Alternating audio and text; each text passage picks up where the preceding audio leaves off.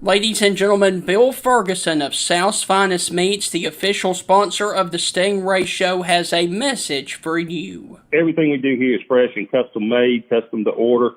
I tell people when they come in, if you don't see what you like, ask somebody. We've got the capability to process it, make it. If you want a different blend of hamburger meat, we'll do your brisket blend. We'll do your chuck blend. We'll do your sirloin blend. We do all that right here. We are a butcher shop. That's what we do. So please don't be afraid to ask if you don't see what you like. We can make you any size patty you want. We can make you any amount you want. People call me and say, well, how many patties come in the box? Well, ma'am, how many would you like in a box?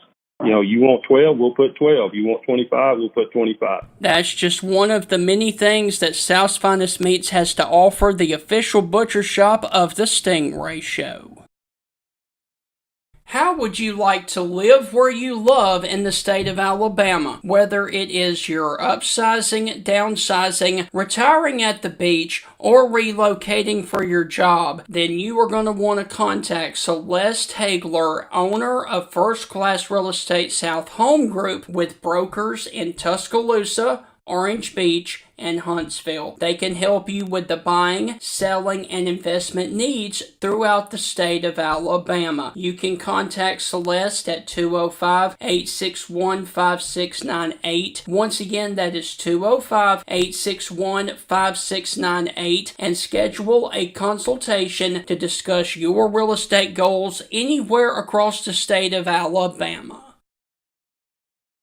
Jeff Bagwell of Honey Hole Fisheries right here in Tuscaloosa, Alabama, is a professional biologist who specializes in lake management. If you are interested in helping build the pond or lake of your dreams, or if you need help deciding if property you own is a good location to build a pond, you can contact Jeff Bagwell at 205-799-0192. Once again, that is Jeff Bagwell and Honey Hole Fisheries at 205-799-0192. Contact him today and let him help you build the lake or pond of your dreams, or also stock your pond or lake with fish that you most desperately need.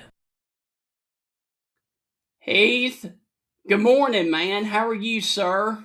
Good morning, Stephen. How are you? Man, I'm doing fantastic, and I've actually got you a little bit of a surprise today, and you're going to laugh. Oh, I need one. To start off the Stingray Show, we are going to do something fun and exciting today. Last time you did this, you dressed up like a pirate. It was Halloween, so I'm kind of getting a little scared. Oh, okay, get your hat on. The reason that I have a hat on today is because I am taking in the National Day of Today, Heath.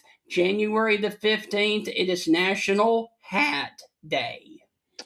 National Hat? I didn't know that. I've been running around like crazy already this morning. And matter of fact, I need to adjust a little bit there. There we go. But yeah, I haven't had a time to get ready this morning. Right.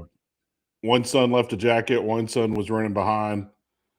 My girls did awesome this morning. It was the boys. I got two girls and two boys. Imagine those knuckleheads. That. I know, man. Usually women are the ones running late, and they're the last ones in the car. No. My teenage daughter, first one out of the house this morning. So there you go. So, Heath, it is also, when we talk about the foods for today, on January the 15th, it is National Bagel Day. Oh, I love bagels. Bagel. Absolutely love bagels. There was a place in college that I used to go to all the time, but I used to get the jalapeno cheddar bagel, and I would put bacon, egg, and cheese on it. And man, yeah. And back then I used to have Mountain Dew for breakfast. I've since got more sophisticated and gone with Dr. Pepper. But and Heath, I will also tell you, an everything bagel is where it's at, though. My wife loves the everything bagels. She loves, here in Hernando, where I live, we've got a farmer's market every Saturday morning. and there's a lady there that does bagels, and my Mhm. wife loves her everything bagels. But you got to get there early. She will run out of bagels quick. Yeah. So you got to get there early. Heath, now I've never had any of this, but I do believe this is extremely popular. It is National Booch Day, and if you don't know what that is, it is also known as National Kombucha Day. I don't even know what you're talking about, man. And I have no I can't idea spell it either. Yeah, Kombucha? kombucha, yes. It is known as a lightly fermented beverage with a bold and invigorating taste. What do we have the other day? Peach Melba Day, and this Yes, is kombucha? Kombucha? kombucha, yeah. Wow. Okay. Well, you can have some of that with your peach Melba if you want to, Stephen. All right, now I think all of us will know this one, Heath. It is also National Strawberry Ice Cream Day. Oh, now my youngest daughter, she would be all about that. Yeah. She loves strawberry ice cream. All Oh, right, that is me. Sorry. you're fine. Are you a big fan of the strawberry ice cream? Yeah, I do. Mm-hmm. Now, I usually will take homemade ice cream over regular ice cream any day of the week. But if it's strawberry homemade ice cream, I usually skip out. Right. That's me. Yeah. That's me. Now, Heath, I do want to ask you, you talked about a ribeye sandwich yesterday. How do you get your steaks cooked? Depending on where I am, but usually medium rare. Usually. That's a little too that's a little too fresh for me. I've got to go straight medium. See, depending on where, like I usually get my burgers medium. Yeah. Um, but and depending on what I'm eating, I mean, if it's going to be like if it's like a big porterhouse, like a Hmm. massive porterhouse, like I don't want to get halfway through my steak and it's like, man, this is cold now. Yeah. So I will order it medium so it'll stay warm as I eat it. Actually, that's a lie. You know why? Because I usually order the big porterhouse because I want to take half of it home and have it for lunch the next day. Yeah. So, but if I'm eating like a ribeye or a T-bone, and I rarely get T-bones, but yeah, that's when I might go meat if it's big. If I know I'm going to eat the whole thing and it's big, I'll order it medium, but usually medium rare. All right. Heath, do you want to do the history or the birthdays today to start Um, off? I don't know. You know what? Of all the folks out there, let us know where you're from, and let us know if you've ever had kombucha, which I've never heard of. We had peach melba. Never heard of that. Right. That's a food, a dessert over in the UK. It looks wonderful, by the way. Yeah. But for the folks tuning in and watching, please feel free to chime in where you're from. And you know what? Let's go birthdays Okay. before we get to the other fun stuff. Today is the birthday of Major League Baseball player Ray Chapman. Do you know anything about him? I don't know a thing about Ray. I don't know no Ray Chapman. He was an American baseball player who died in 1920 because he became the first Major League Baseball player to be mortally wounded during a game. He Oh, was hit geez. in the head by a pitch and died early the next morning. Chapman, at the time, led the American League in runs scored and walks in 1918. Oh, geez. That's horrifically terrible. I don't even think there were seams on the baseball back then. Right. Um, Yikes. That's I didn't know that. No. Thanks for bringing us down, Stephen. So I'm sure that was the first time they had to implement the hats and the helmets in baseball after that. Actually, I don't think helmets came along until like the 60s. Okay. Um, and I'm sure for the same reason, someone else got plunked in the head. And I want to say It was not mandatory; it was optional in the '60s, and then in the '70s, they made it mandatory. I do want to say I can look that up and tell you tomorrow, but I will say this: if you started playing baseball and they changed the rule, you're grandfathered in. So, like the old timers would still come up there in their cap and Mm-hmm. not wear a helmet. And then same thing with the ear flaps. The old ice cream helmets that had no ear flaps. Like I remember Ozzie Smith late in the day and a couple of other guys here and there. Gary Gaddy was one of them. Um, they would just have like the ice cream helmets on with no ear flaps. So they were allowed to get away with that because they were grandfathered in. But yeah, you could always pick out the old guys just by their helmets. Heath, national history of today now. Can you tell me what major university opened its doors for the first time January the 15th of 1844? Ooh, I'll give you 18. a hint. It is in the northern United States and they have gold helmets.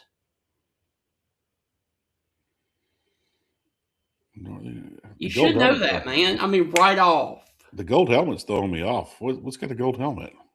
Notre Dame. I thought you were talking about a store. No, what university opened for the Oh, first I wasn't time listening. on this day of January the 15th of 1844? The University of Notre Dame. Hmm. I will say this. Do you know Notre Dame was supposed to be opened up in California Mm-mm. and they were traveling across the land and they stopped there for the winter there in South Bend. They Mm-hmm. said, you know what? We like it here. We're not going to go any further. We're just going to set up Right. shop here. That's So awesome. that always kind of blew my mind about that. But yeah, I thought you were talking about some kind of store, and I Yeah. was thinking about their logo with the gold helmet. I was like, who has a gold helmet for a logo, and why would I know that? I'm sorry, man. Yeah, there's only one gold helmet in college football, Yep. and if you Notre love them, Dame. yeah, either you love them or hate them. You know what Yep. that gold helmet is and what it Yep. stands for, and what it represents.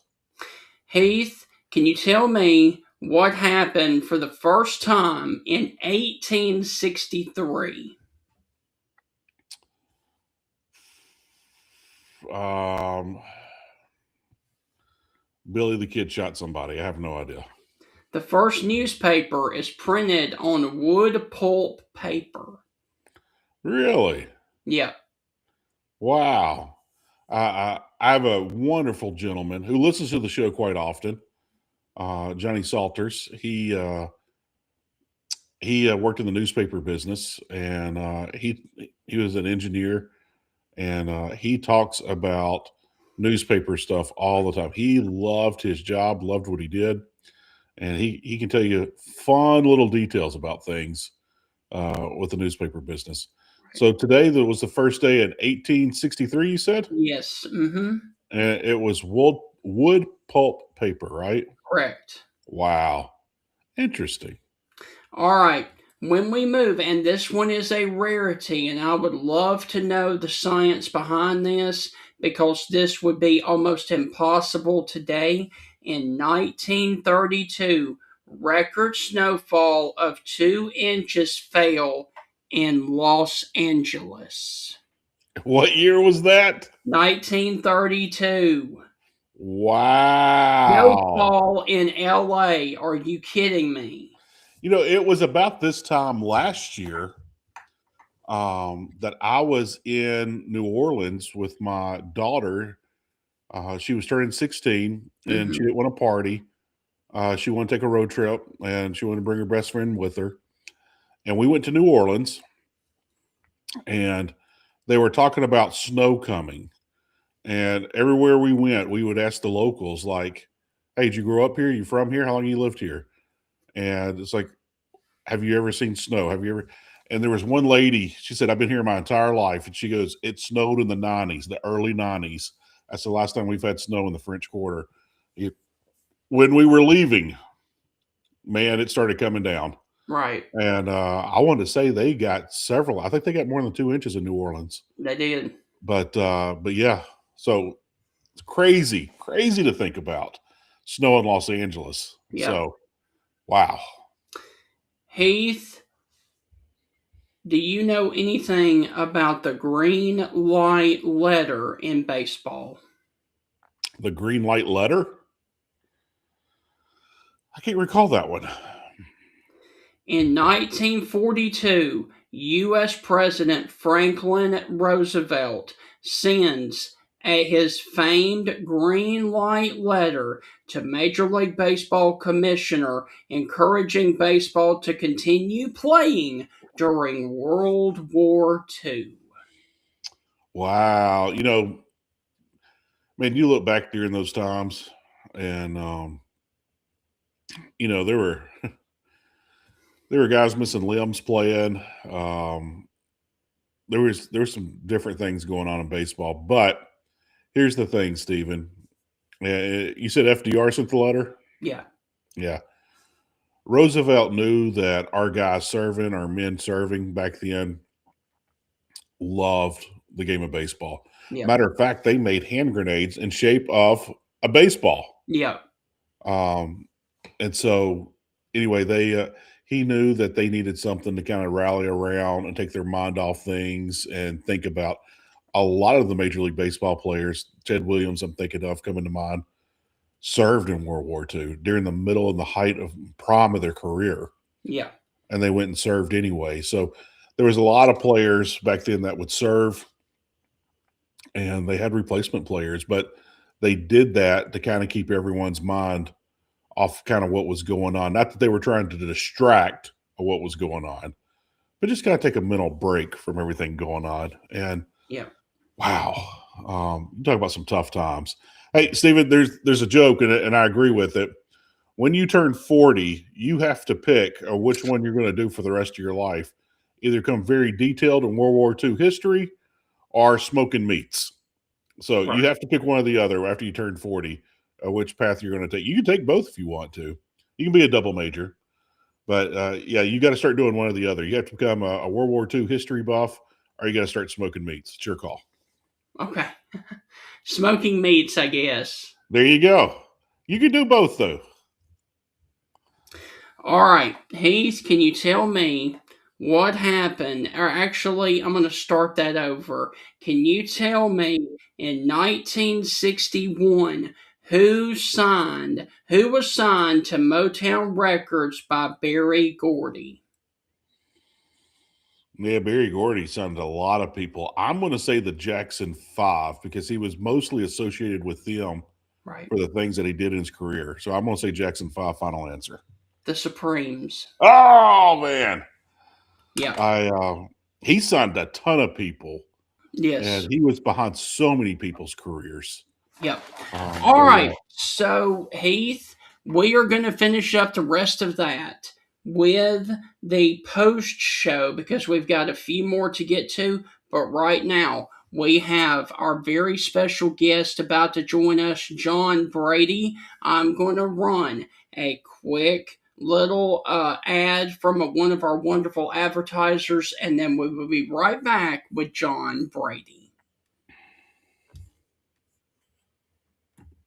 It's a new year, and now is the best time to review your insurance policies. With a helpful customer service team here to serve you in Alabama and over in Mississippi for all of your auto, home, life, and business insurance needs, call the Jeff Nee Agency of Alpha Insurance to create a customized plan to protect your family's home and autos. You can stop by his office at 3428 McFarland Boulevard in Tuscaloosa, Alabama, or simply call 205-462-8192 or call the number on your screen right there. And remember, with Alpha Insurance, the more you protect it, the more you save. Reach out to the Jeff Nee Agency of Alpha today for all of your auto, home, life, and business insurance needs.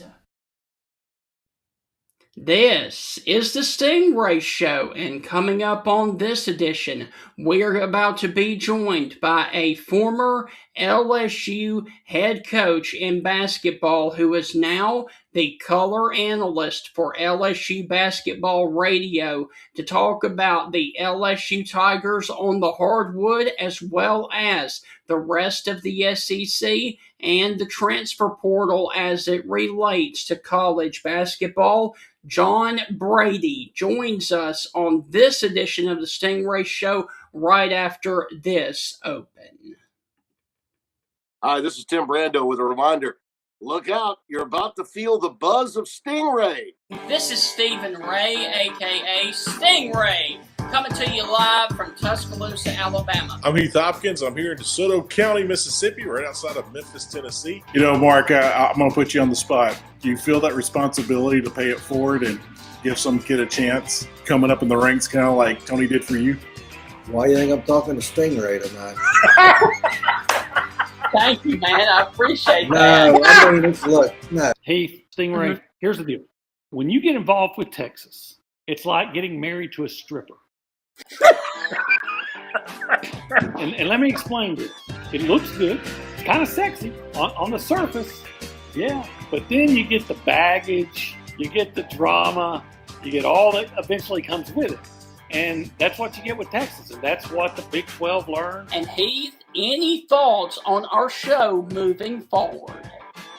Hey, with the Stingray Show, if you don't like it, you better learn to love it, because it's the best show going today, baby. Woo!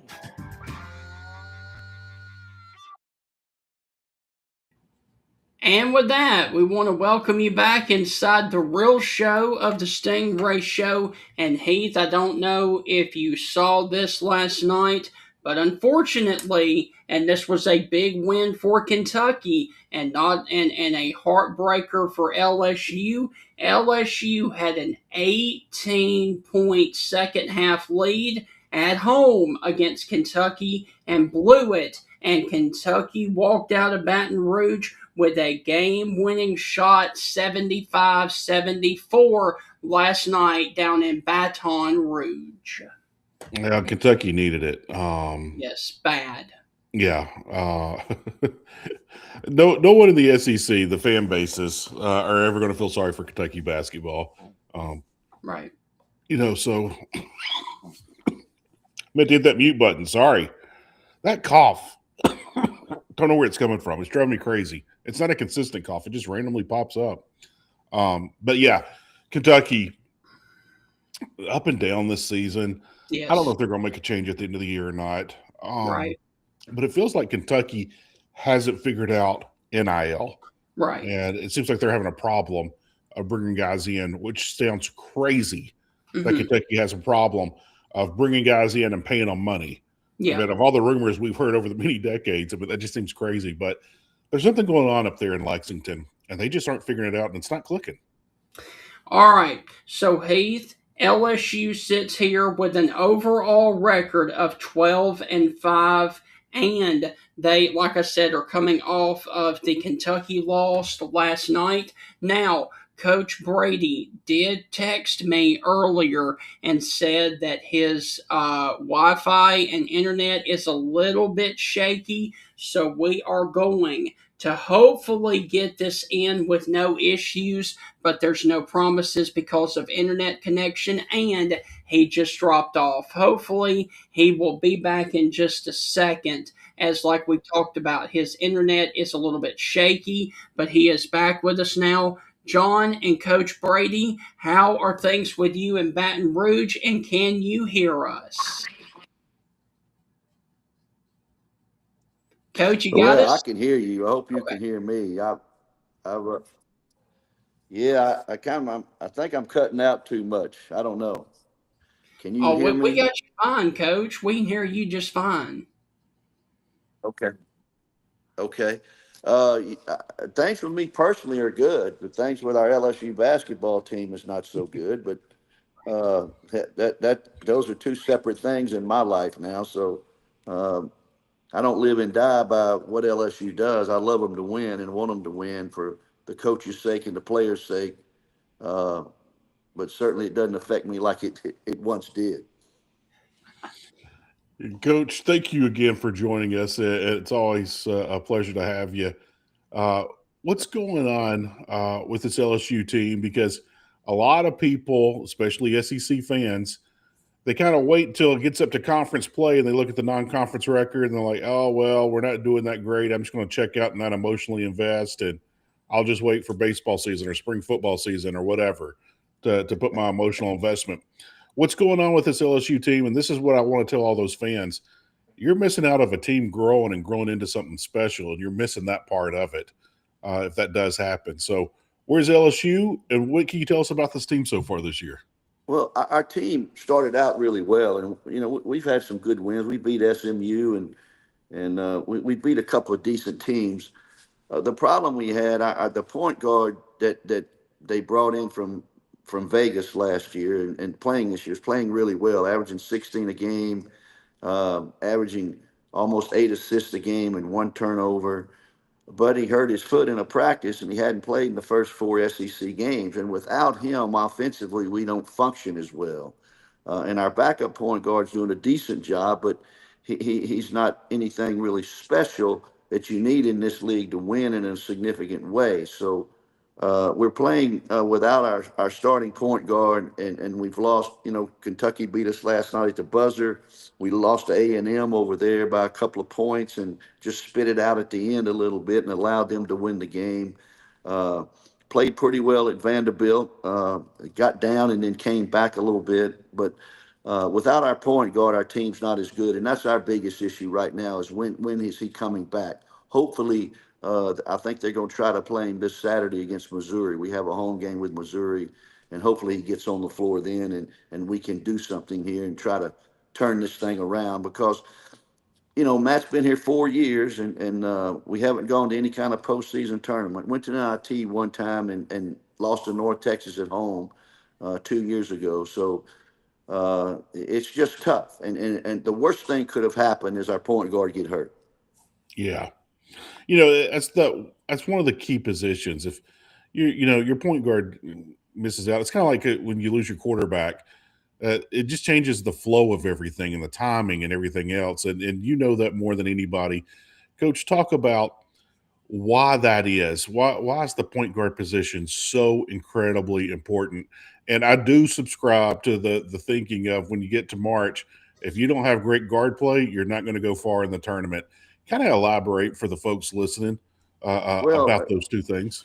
yeah, well, a point guard to me, this point guard we have, not only is he good offensively, he can defend as well. But you, you always hear the saying, same way with a quarterback with the head coach and the point guard with the head coach in basketball. You want him to be an extension of what you want out there on the floor, an extension of yourself as the coach, whether it's football or basketball, because the quarterback really controls things, as does the point guard. The best thing a point guard can do is run a team, get everybody involved by making the correct pass at the right time, um, not turning the ball over, a great decision maker, and is really good in late game situations. And that's the kind of quarterback you need. Uh, Not only did Thomas do this for us, the young man I'm talking about, as I said, he's also a good defender, but he could score it as well. He was our leading scorer, 7 or 8 assists a game, only 1 turnover. He was accounting for 40 points of our total, and we were averaging at the time about 89 a game. So, and since he's been out, we haven't been able to score it like that. So. Uh, it's like a good quarterback. Everybody knows in the SEC what a good quarterback can do for you, and same thing with a point guard in this league. If you have a really good one who can take care of the ball, get you where you need to get to, make the right pass, don't turn it over, you've got a chance to be pretty good, provided you have some good players around him. Now, Coach Brady, we have seen time and time again how crazy the transfer portal is in college football and how it is kind of wrecking college football a little bit. How is it doing on the hardwood side of things in college basketball? It's well, it's not quite as wild, I don't think, but it is relatively crazy. We deal in smaller numbers. Football they'll bring in 20 some odd 30 guys, in a Yep. year. But still in all, it's like our situation here at LSU. We've got 9 players. It's their last year to play. We're going to have to flip the roster again. And most teams in the league do that. I think a few coaches around the country, Michigan State, Izzo, he's able to keep players and bring them back. And he's had an experience on his team. But for the most part in the SEC, those rosters are flipping every year. So it makes it difficult to build some continuity. Uh, Right. and hopefully, in this money they're throwing around, I'm a proponent of, I'd love to know what every school is spending and what every player is making. Yes. I think the fans that are buying the tickets to come support this operation, this semi-pro league that they're watching, in the NBA and the NFL, what all those players are making is public knowledge. And I think we ought to do the same thing. If we're going to move in that direction and have that kind of model is what we're headed to in college athletics, I think Right. all of it ought to be publicly stated where every fan knows what each player is getting. Right. Hmm. Coach, you bring up a great point. I always thought before NIL, when it was just scholarships, I just sat there and I was like, we need to find a way to cap this and make universities put a cap on it. And I was like, well, that's not really fair because this public school might be charging this for in-state tuition and this private school is charging different amount of tuition. So you can't really do that. But with NIL and everything, there's got to be a salary cap because the what we're doing now, it's not fathomable to keep this going. It's going to be a broken system because money doesn't grow on trees. We all know this. You can't keep asking donors over and over and over. People are going to start running out of money. Yeah. So with that, do you think we should have a salary cap? And I think we should do it for the entire NCAA, not for conferences. I think it should be for the entire NCAA. Cap it at this, and because that's how the NBA does it. They have a salary cap, Yeah. and you don't Well, doesn't mean you have to spend all that money up to it. It just means you can't spend over it. Well, the NCAA now has been damaged, I think, the last 2 or 3 years with their ability to enforce anything. Everybody's getting judges, everybody's getting injunctions. The NCAA is getting sued left and right because of the decision the Supreme Court made about this NIL thing. But I think the SEC, they're going in a direction now where 20% of your overall budget has to be set aside to pay the players. And that's about 22 or 23 million dollars each school has got to set aside. Uh, and with that being said, of that money that each school is going to set aside to play the players, uh, the schools have somewhat agreed to how they're going to split it up. I think here at LSU, football will get 14 million, and it goes on down. The athletic director can really decide with the lesser sports how much money they're going to get to pay players and negotiate contracts with players. Now, and also, if you want to pay a player more money or pay a certain amount, there is a committee, they say, that's been formed to go before this committee to see if you can pay this player over and above what you're allowed to pay out of the 14 million. Right. For example, in Lane Kiffin's contract, LSU's promised him $25 million, which is 11 million over the 14 the school's mandated to give to pay the football players. So with that, uh, LSU's going to run around with $25 million to buy a football team. And if they want to pay player a significant amount of money, a couple of $1 million or whatever the case may be, I think they have to go before a committee to justify this player is worthy in Right. his NIL situation to deserve more money. So it's a complicated Yeah. thing. Uh, but it is still a semi wild, wild west. I hear coaches are on other campuses recruiting their players out from under their noses. So there's something fundamentally wrong with all of that to me. And I'm sure you're glad to be out of coaching now. with this NIL craziness. Well, I'm going to respond to that in one way. I do a lot of stupid things for $3 million, and maybe jumping back into coaching for $3 million. I might do something real stupid there. I could be influenced. Yeah. Now, Coach Brady, besides the NIL and the transfer portal, when you were coaching versus now, how has the game of basketball evolved and changed? Well, analytics has changed a lot of coaches' thinking about how to approach the game, and they're sold like on shooting the 3-pointer as opposed to mid-range shots. And why not take a 19, 20-footer as opposed to a 14 or 15-footer, and you can shoot a less percentage and score as many or more points. That seems to be the prevalent thinking in college basketball today. And Bucky at A&M is firing up the ball. The other night, uh, when we played, somebody shot 45 threes against us the other night. So those kinds of numbers used to not happen. Uh, Right. Now you have really a stretch four, so everybody's really running around playing in the perimeter now. You really have a single post man.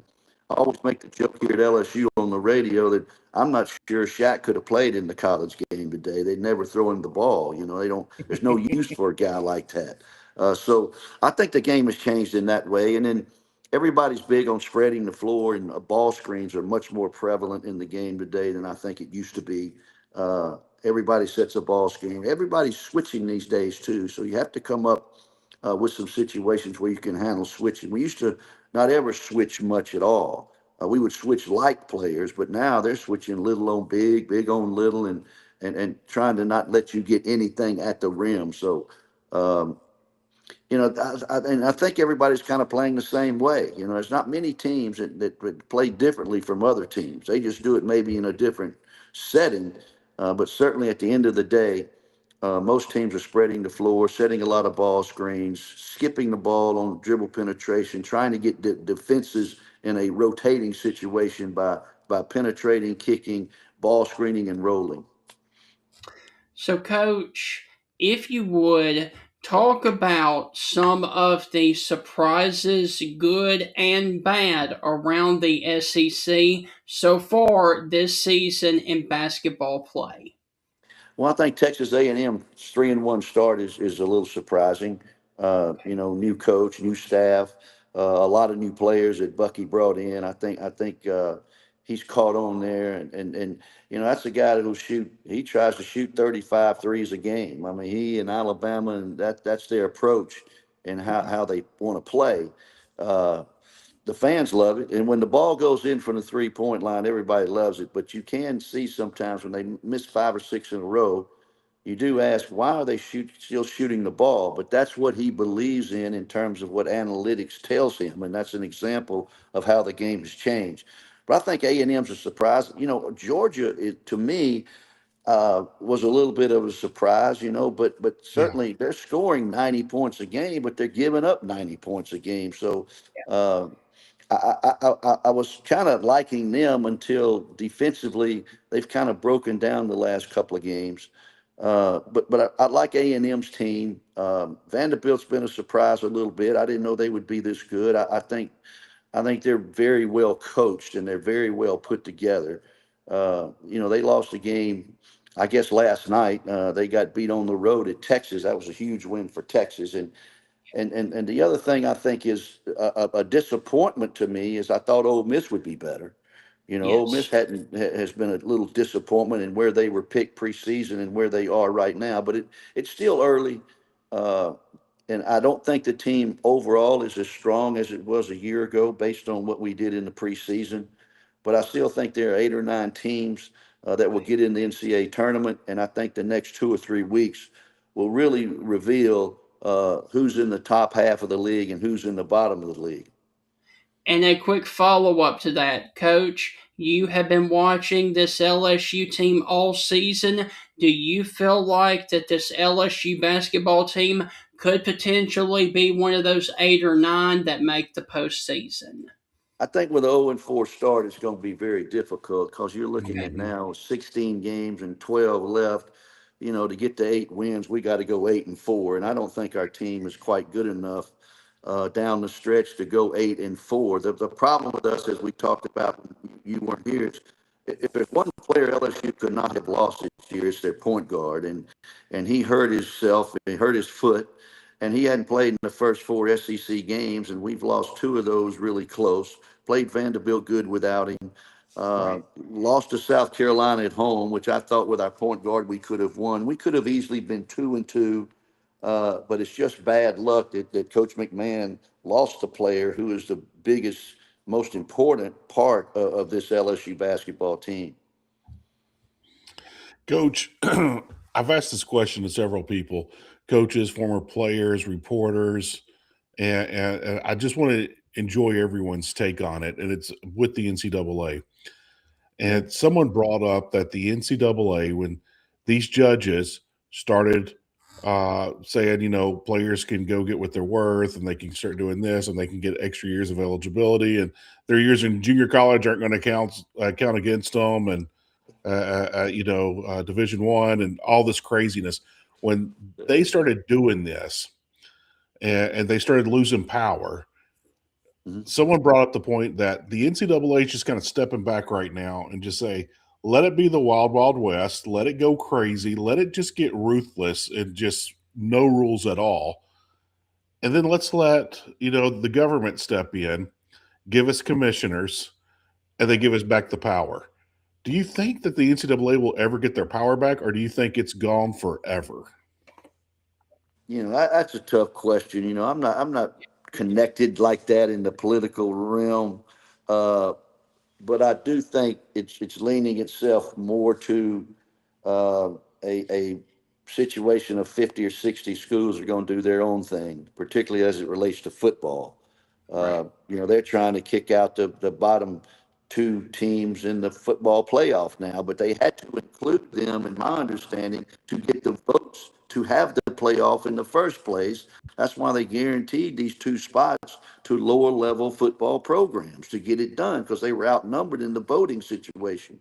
So if they want to get rid of these bottom 2 football teams in the playoffs, I think they're going to have to break off and do their own thing and play with 50 or 60 people and see how that goes. So, but this whole NIL thing, particularly as it relates to football, the timing of the portal opening, the seasons, the playoffs, you ought to get that in some kind of fairness to everyone. The teams that go far in the football playoffs seem to be penalized because the portal and all that is happening at the same time. So they're juggling all kind of things. Coaching at a head coach at that highest level is difficult anyway.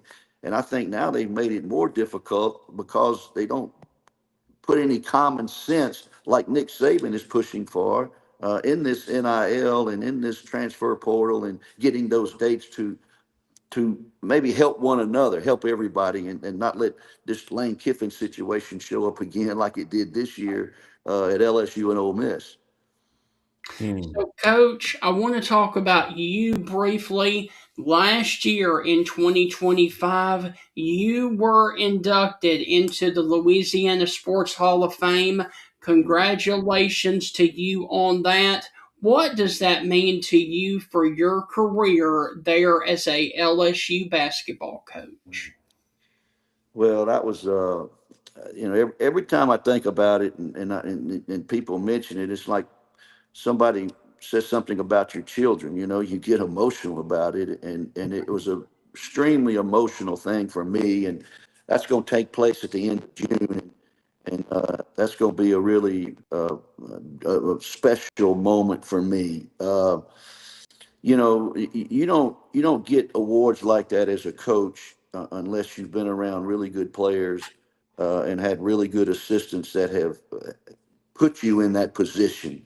And I can go through a number of assistants from Butch Pierre to Kermit Davis to Donnie Tyndall to John Treelor, Mike Girlando. All these guys went on to be successful coaches elsewhere besides working for me. And I've had great assistants, and I've been around some really good players. At LSU, we went through a number of really good players, and they make it possible for the coach to get an award, but for me to be able to be in the Louisiana Sports Hall of Fame I'm very grateful for it. I'm very humbled by it, and proud of it at the same time. Yes. Well, Coach, looking at that and your career and going into the Hall of Fame, if you had to pick your Mount Rushmore, 4 people that you definitely would want there, either they're with us now or they're not, they've already passed on. Who are the 4 people that you really want to be there? That's a very good question and a very difficult question. I can go a lot of ways with that. I could put Stromile Swift, one of my former players that turned the whole LSU program around from Shreveport. I could put him up there, because without him, we would have never turned this thing around. But my college coach, Charlie Rugg at Belhaven College, he's in the Mississippi Sports Hall of Fame. He would definitely have to be up there. Um, you know, that's a tough one. Joe Dean Sr. would be up there because, see, people, I go way back. Joe Dean Jr. and I were graduate assistants for Kermit Davis's dad at Mississippi State. And I got to know the Dean family when I was 18 and 19 years old. And I used to go to their house back in the day. And then Joe Dean 20 years later is the AD at LSU and changes my life and hires me at LSU from Samford University. I mean, that doesn't happen today. We didn't go to the NCAA tournament.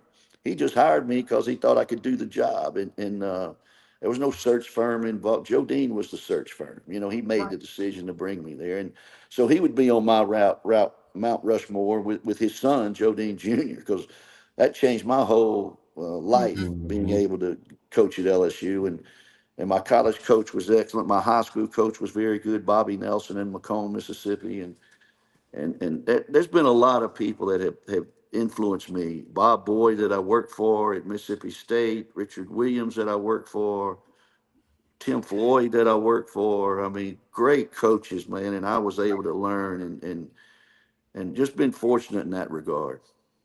Coach, speaking of Richard Williams, you told a wonderful story this past summer when we had you on before. If you would, to wrap this up, please tell that story again. Oh no, we lost Sorry, him. what was that? I said, hey, can you hear me, Coach? Coach, you got Hello? me? Ah. We're here, Coach. Oh, Can you hear us? You may have to come out and come back. Here, I'll send him a message, Stephen. All right. There we go. I actually had a couple more questions for Coach. I have one, but he's coming back. He's coming back. He said, I'll come back. There he is. Coach, you with us now? You got us? hello there. Yes, sir. We're here, Got Coach. us? What You story got I me? tell about Richard Williams? What I tell you about him? The first time that you ever met him, can you tell us that story again, please? Hey, Richard Williams was an assistant ball coach at South Natchez High School. Y'all know where South Natchez is? You know where Natchez is, right? Yes, sir. I was a pitcher. Richard's 9 years older than me. He's 9 years older than me. And I was a pitcher at Macomb High School. And we're playing in the district championship game. It was a 2 out of 3 thing. And Joey Porter was a great pitcher at South Natchez. And Joey and I were pitching against each other. And I shut them out 2-0 in Macomb. And Richards would tell this story. He started it. He said every time I'd throw a pitch, strike somebody out, I'd look at the South Natchez bench and pump my fist or something stupid like that. And I probably did. I was a little cocky back in the day. So after we won that game, I remember it like it was yesterday. Richard was coaching third base, and I walked over to him and I kind of said sarcastically, "Nice game, coach," and stuck out my hand. Richard had his arms folded, and he looked at me. First words he's ever said to me is, "Kiss my ass, Brady." That's what he told me. I never knew the guy. That's the first, and he and I have become dear friends. I worked for him, and I talked to him this morning, and so. But that's the first words Richard Williams ever said to me. Kiss my ass, Brady. It's And, unbelievable. and think about in the world today, if heaven forbid, if a camera picked that up and heard the audio of an adult coaching third base to a high school kid saying that, oh He my got God, fired. it had gone viral. That coach would have been fired. There'd been lawsuits and lawyers, and it'd have been on CNN and Fox News, and everybody have an opinion about it. And Yeah, wouldn't have been no Final Four for Mississippi State in basketball. He'd never. No. But I joked with Richard. I said, Richard, for me to overcome that situation when you were an adult and I was just a young, impressionable 17-year-old guy, if I hadn't been such a confident person, you'd have probably destroyed my life. Coach, that was awesome. Thank you for telling that. Heath just has a few more questions, so Heath, fire away, my friend. Coach, All I right. was going to ask you. I'm currently right outside the Memphis area. I'm in Hernando, Mississippi. And, I used to go to a ton of Grizzlies games before I had kids, and I got too many kids now. But I used to love going and watching Stromile Swift. Oh. Just tell us any kind of funny story on and off the court, during a timeout, during recruiting, after his playing days, whatever. Share a funny story about Stromile Swift, if you don't mind. The Stro Well, Show. Stroh's a wonderful, wonderful guy. Just as humble, has taken care of his money. But he was at LSU, right? And we're playing Kentucky at home. And we had this meeting room. It had 3 rows to it. And Strohmeyer used to always sit on the 3rd row in the middle, right in the middle. And I'd been preparing this motivational speech about how I'm going to fire up our team to go play Kentucky on national TV. So I'm standing up in front of Kermit Davis is standing up on my left over here. Butch Pierre's on my right. Uh, and I'm giving this speech, and I look in the back, and Stromile Swift is got his head leaning back. His mouth is asleep. I'm telling you, he's asleep. We're about to go play Kentucky, and he's got his mouth open. He's asleep. And so I get through with my speech, and we go out to do the little 2 or 3 minute warm up drill before we start the game. We're walking. I looked at Kermit Davis. I said, Kermit, did you see Stromile? He said, John, I did. He said, it's the best coaching move you ever did, not to say anything to him. He had like 25, 11 rebounds, 4 blocks. So all that speech that coaches give don't matter. Either they're ready to play or they're not, Hey, Coach, I got to ask this. You just brought up something funny that I thought of. I had a couple of buddies of mine. They were walk-ons at Mississippi State, played basketball, and they were there under Rick Stansberry way back when.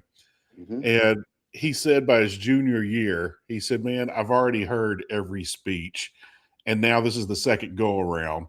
And he said, if I stick around for 5 years, I'm afraid I'm going to hear these things 3 times. Do you run out of speeches, Coach? Do you try to keep tally of them and keep track of them? Do you try to spice them up, or do you just keep going to what's worked and keep going to the same speech over and over and over? I try to come up with something that's appropriate for where we are, as a team. I Okay. think it changes. I don't think you can use the same speech. I think you have to find something that's appealing to that team in where it is in terms of wins and losses and how it's progressing or not progressing, and adjust your speech to what's appropriate at the moment, Right. So, Coach, briefly, before we let you go, you Yeah. are on the broadcast team of the LSU radio network. They play Missouri, like you said, on Saturday this upcoming weekend. Yeah. Preview that game for us, LSU and Missouri, please.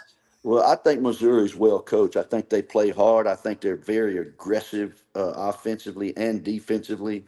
Uh, you know, 2 years ago they didn't win a game in the league, and they missed in the portal. Now they hit the portal the last couple of years. I thought last year they were the most improved team in the league. So we're going to have our hands full. The good thing about LSU is the word is our point guard is going to play Saturday against Missouri. Now, that could change, but that's just what I'm hearing right now, that he's going to play. And when he plays, he makes us better. But also, just because he's not Superman, he hadn't practiced in about 8, 9 days. So he's going to be a little bit rusty, but it certainly gives us a chance against a Missouri team at home that could be beatable for us. If you're going, we lost an opportunity against South Carolina. We gave the game away at A&M because we spit it out a couple of times in the last 2 minutes of the game. So we've had opportunities there. So we need to play well. Hopefully our point guard can get us over the hump Saturday, because it's a big opportunity to win a game for LSU. Coach, you talked about the point guard coming back might be a little rusty and this and that.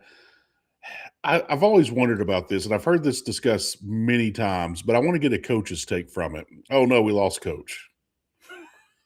Has somebody probably called him again? I'm sure it was Richard Williams. I just heard what you said about me. Man, that would be awesome. Coach, you with us? Am I Got back? you? Yeah, can you hear us? Come on, man.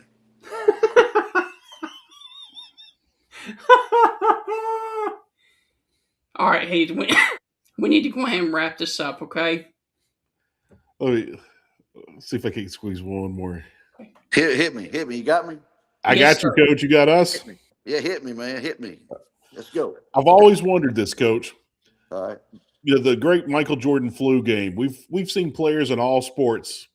They're sick as a dog, and they go out and they give these tremendous performances while they're sick as a dog. Do you have any idea why that is? When a player gets sick, they just go out there and they perform at a higher level. It doesn't happen every time, but some of the best games players have ever played, they've done it while they were under the weather. Do you have any guesses why?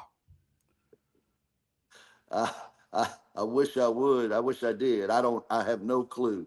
I just think a guy like Michael Jordan just comes along. He's a generational sort of guy. So I think it goes back to their competitive nature and how bad they want to win, regardless of the situation, the circumstance, and those type of players that do that. I think they're really competitively driven, regardless of where they find themselves, to do the best they possibly can.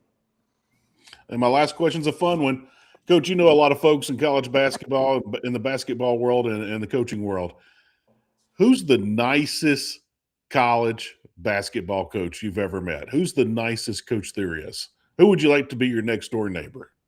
Oh, that's a good question. There's several of them out there that are pretty good. But you know who I think's a real guy that's had tremendous amount of success is Bill Self at Kansas.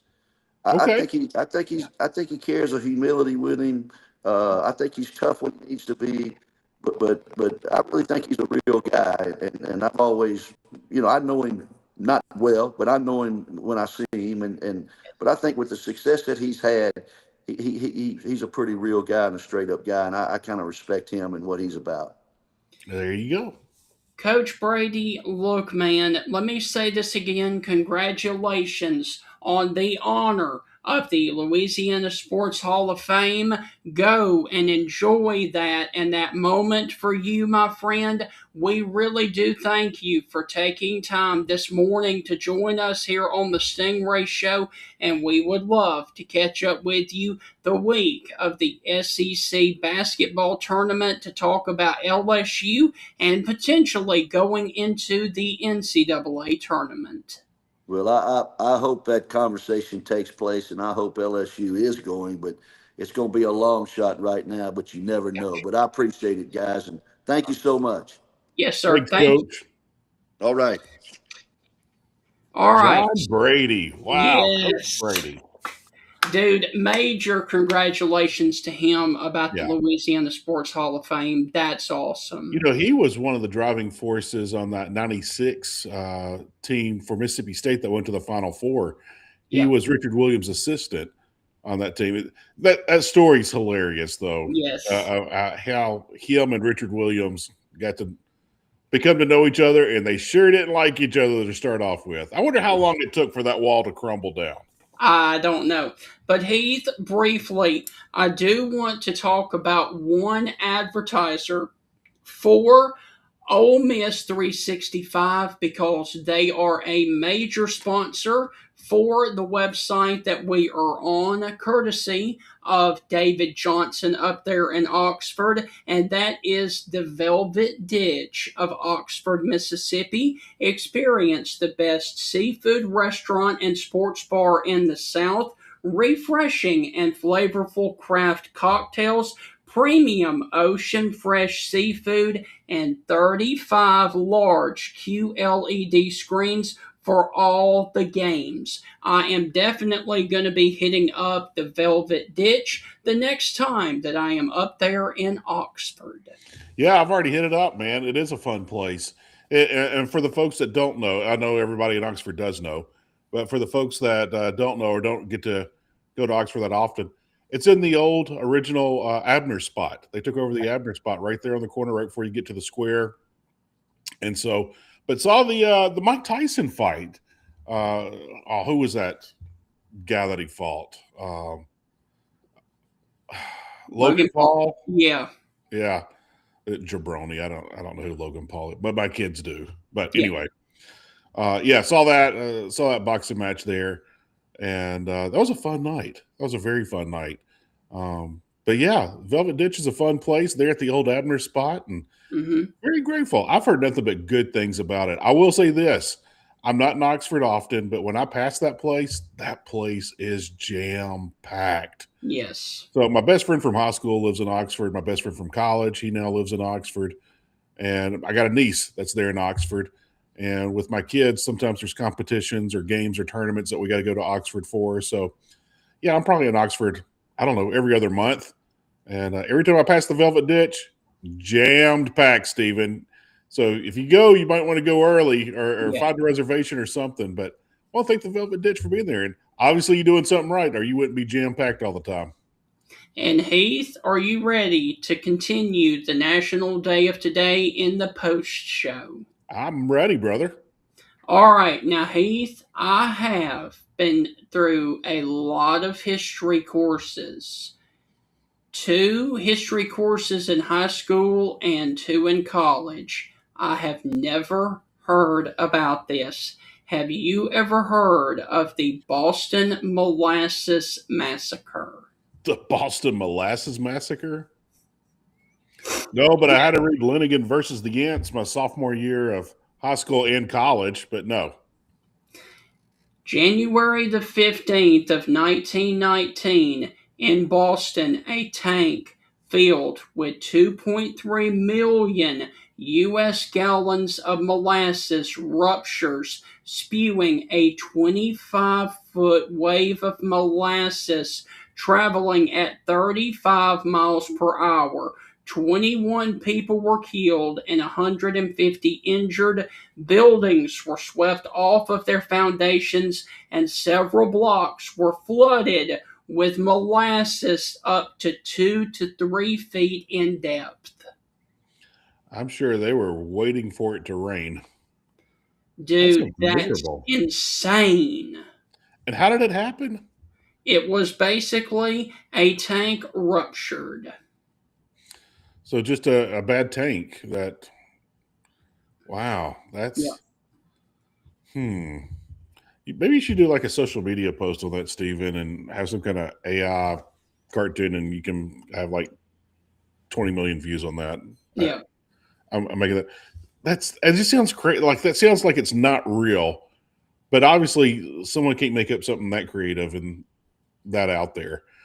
But the Boston Molasses Massacre. Yep. And what year was it? 1919. Jeez Louise. Okay. Yep. All right. Heath, can you tell me what major event happened on this day in 1967 that had to do with the Ed Sullivan Show? 67? Yeah. I don't think that was Elvis. No. Because I want to say Elvis was back in like the late 50s, early 60s. Does it have anything to do with the Doors? No.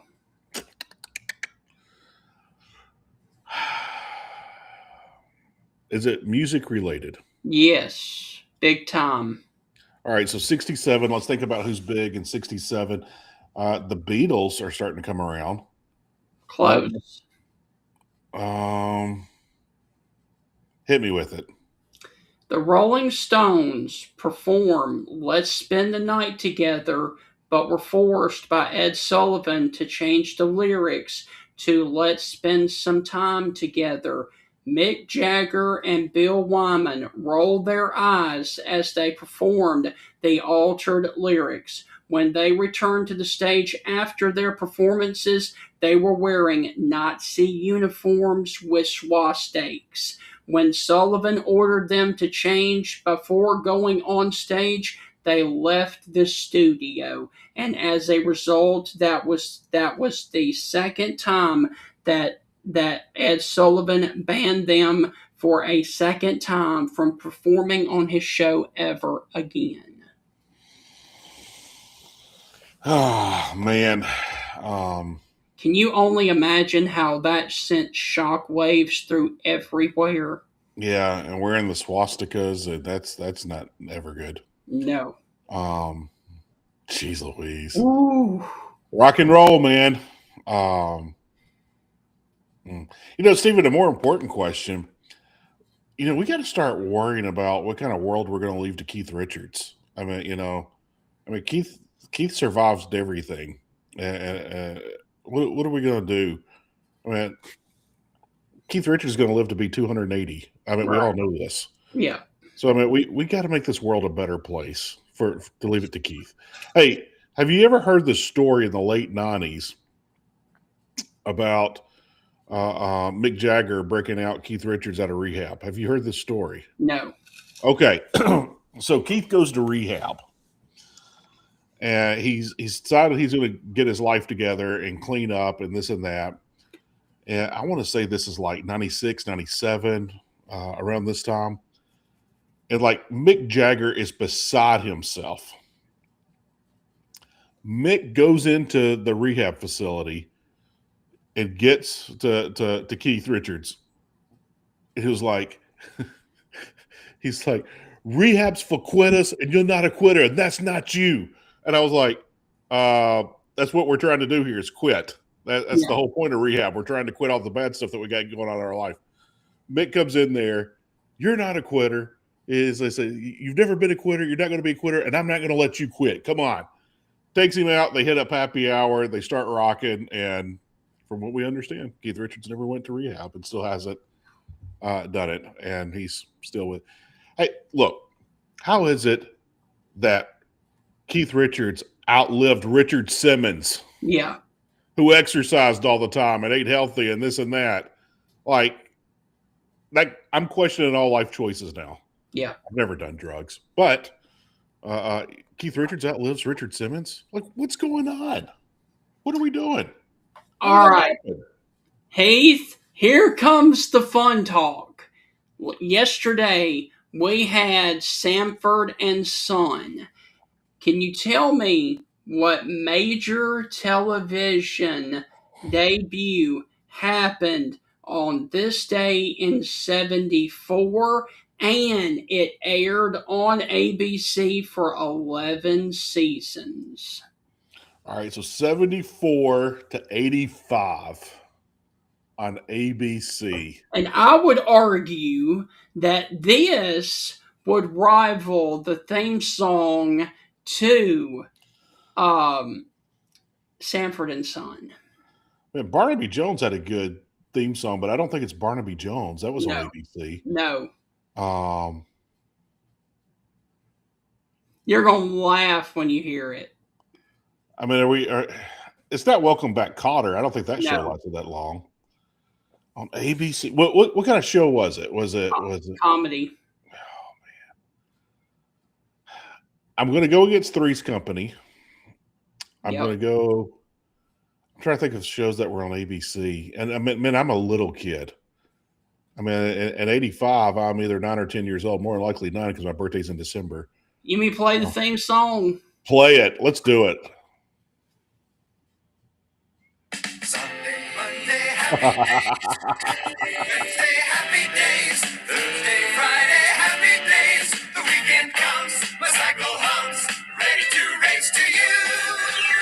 These days are all happy and free. Happy days. These days are all Wow. seldom free. Blue by gray sky, hello blue.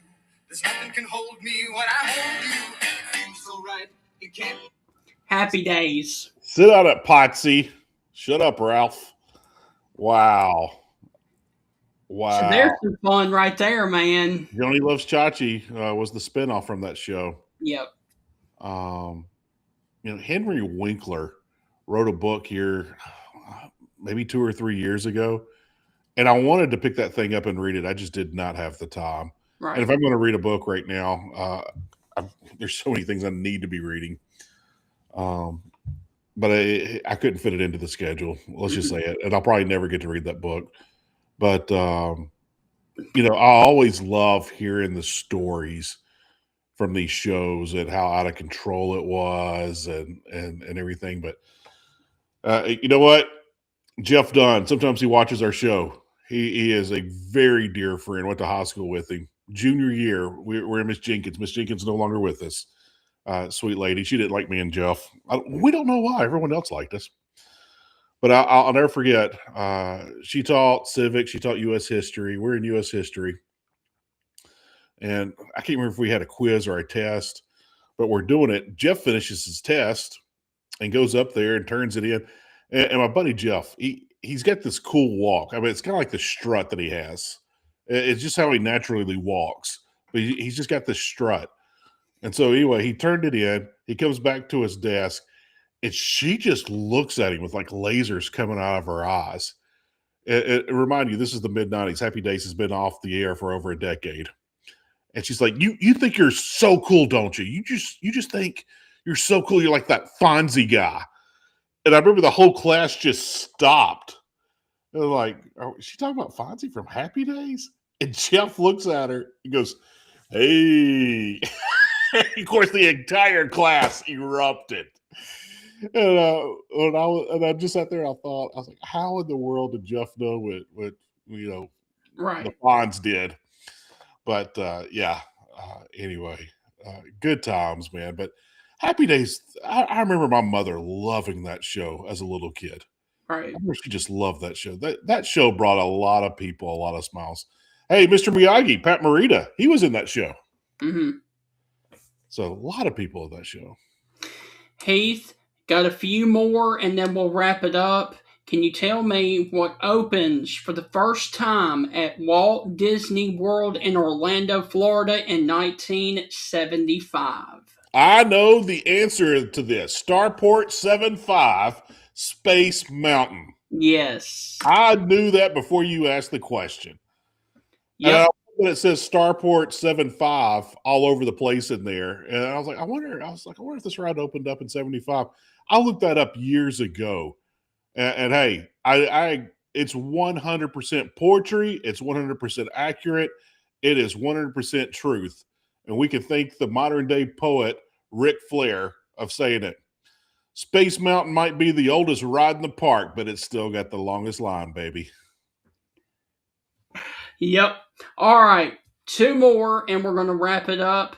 Can you tell me what critically acclaimed TV series debuts on this day in 1981 and its debut season won 8 Emmy Awards, a record for a debut season at that time?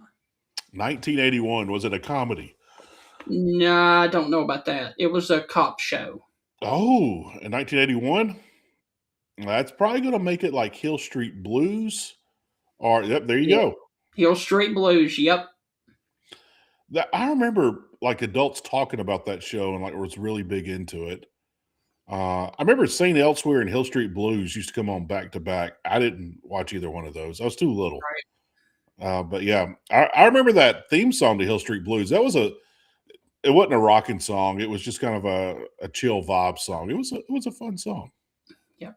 All right, and finally, we're going back to 1967, but we're going to end on an interesting note. Can you tell me what happened on January the 15th of 1967 in the world of sports? You said 67? Yes. Man, you've thrown a lot of things at me from 67 here this week. 6-7. I can hear my Yeah. kids. All right, 1967 in the world of sports. It happened today. Does it have anything to do with Winter Olympics? No, it wouldn't with it being 67 because the Winter Olympics always happen on an even year. I'm guessing it has to do with the NBA. No. Is it hockey? Because I'm not going to know anything about hockey. All right, what sport is it? NFL. Okay. Oh, yeah. Well, then the playoffs here. Nope. Is that the playoffs? Then I have no. Is it a rule change? They decided to move the goalposts back. I think that happened in the 70s, by the way. But what happened? The first Super Bowl. Wow, with the Packers and the Chiefs. Now, get this. Two things were interesting about this.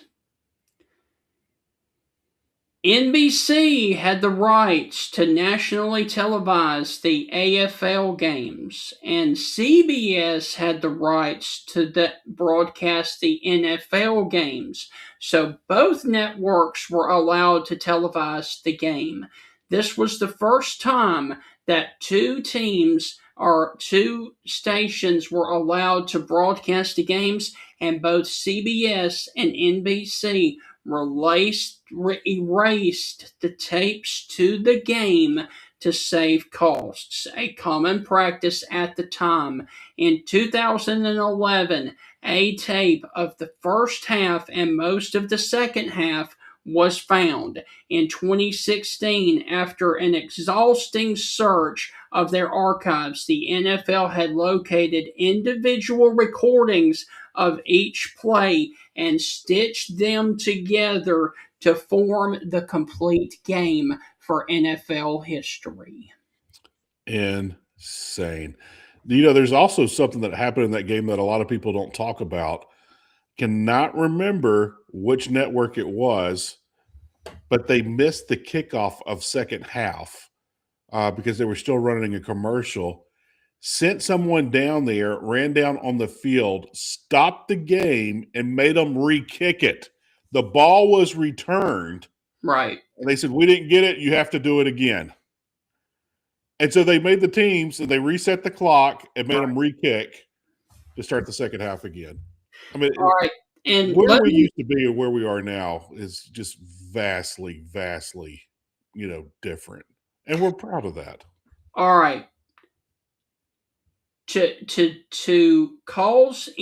stop any confusion, the NFL's Green Bay Packers beat the AFL's Kansas City Chiefs in Los Angeles for the first AFL versus NFL World Championship game. And the reason that it was on two different networks is because NBC had the rights to televise the AFL games, and CBS had the rights to broadcast the NFL games. Crazy. Yeah. Crazy. So that's the reason it was on two. Do you know what city the Chiefs started in? Dallas. Mm-hmm. There were two teams in Dallas, and there's rumors that the NFL might put a second team in Dallas, just like we have two teams in New York. We got two teams in LA. We had two teams in Oakland, the Bay Area, San Francisco.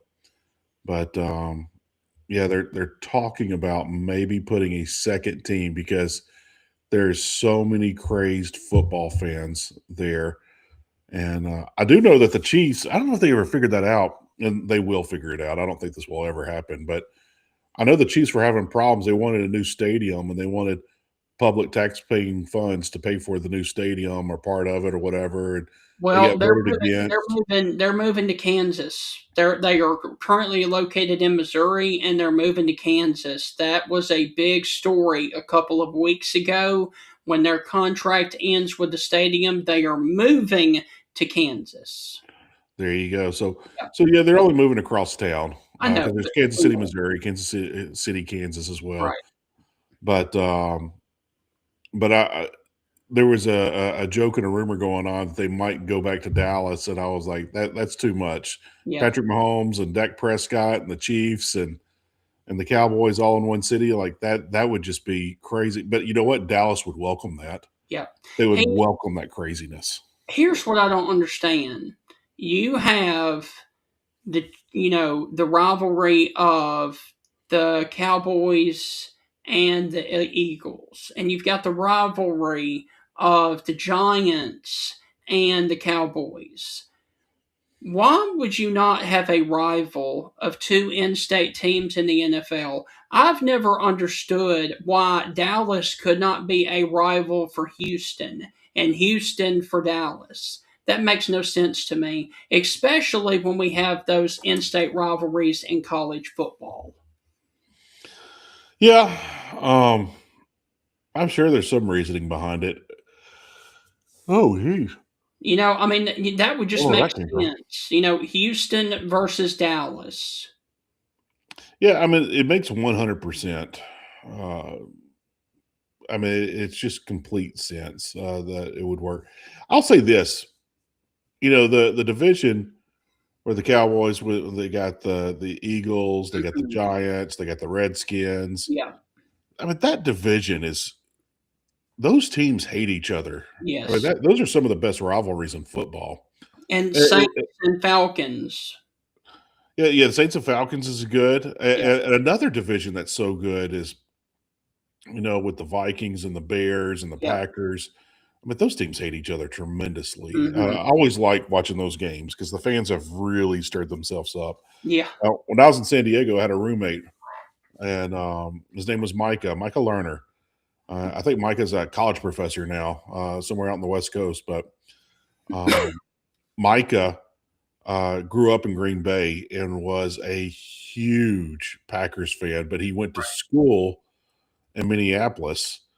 And so he was surrounded by Vikings fan, and he couldn't stand the Vikings. And so, but dude, that rivalry runs very, very, very deep.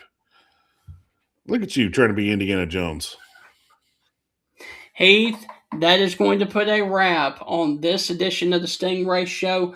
All across the Southeast, it is going to be breezy and chilly today. So definitely take advantage of National Hat Day, as it is National Hat Day on January the 15th of every year. That is going to put a wrap on the Thursday morning edition of the Stingray Show. Heath, tomorrow we have a longtime friend of the Stingray Show joining us for the first time in over a year, Chris Lowe, now of On 3 Sports, will join us to talk about the transfer portal, the ins and outs of the playoff debate of going between 12 and 24. I'm sorry, 16 and 24 between the Big Ten and the SEC.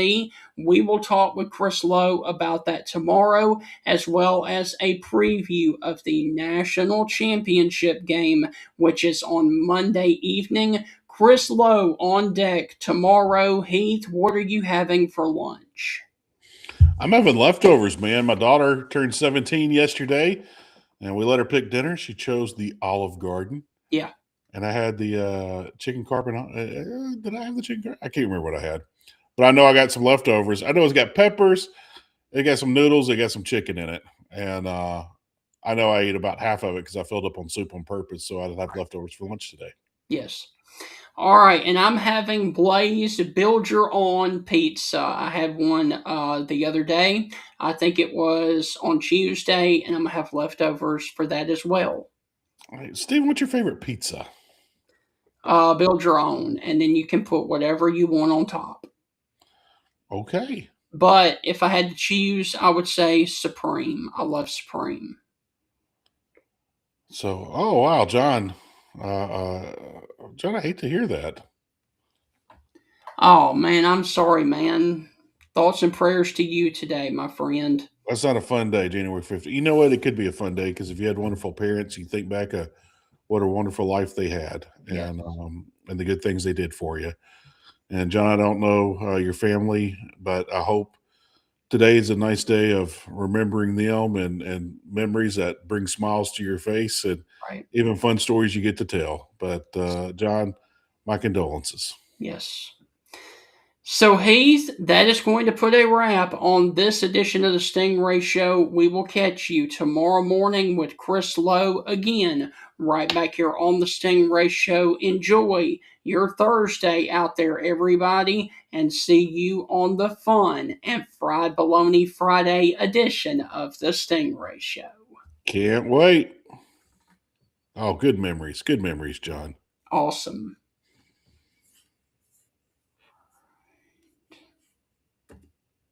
It's a new year, and now is the best time to review your insurance policies. With a helpful customer service team here to serve you in Alabama and over in Mississippi for all of your auto, home, life, and business insurance needs, call the Jeff Nee Agency of Alpha Insurance to create a customized plan to protect your family's home and autos. You can stop by his office at 3428 McFarland Boulevard in Tuscaloosa, Alabama, or simply call 205-462-8192 or call the number on your screen right there. And remember, with Alpha Insurance, the more you protect it, the more you save. Reach out to the Jeff Nee Agency of Alpha today for all of your auto, home, life, and business insurance needs.